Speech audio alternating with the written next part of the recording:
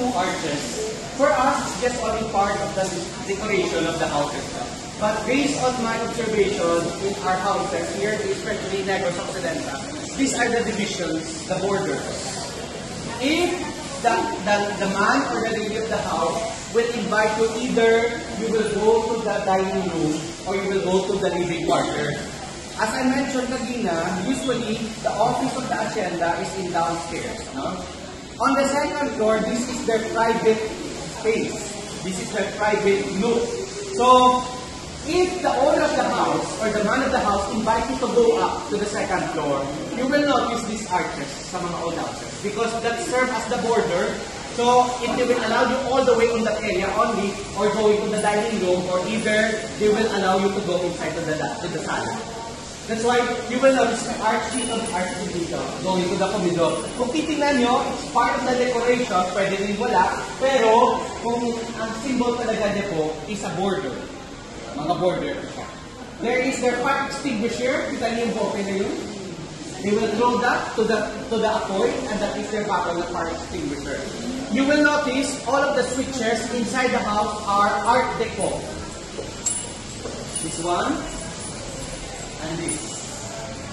Did you know that these are pre-war designs?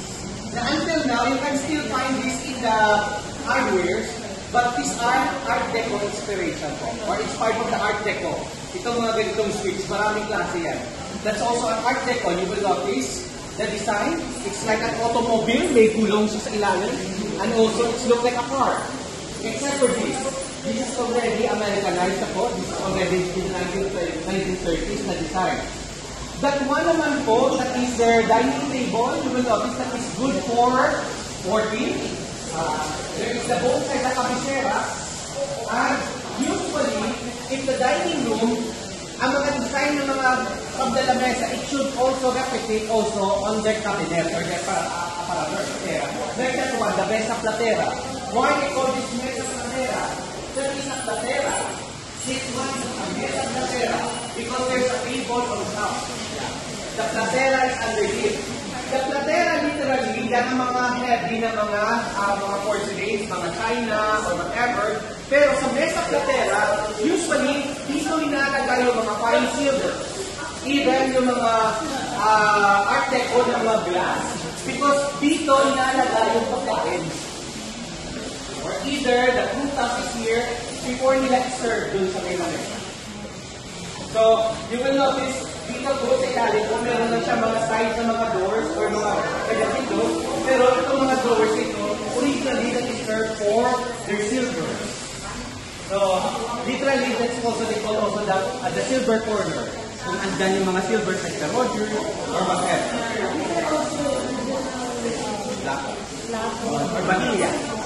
And that door over there is an See? So when they cook, usually the kitchen is downstairs.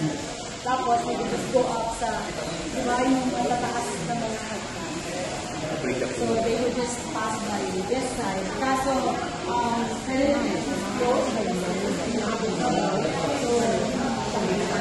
but these are all the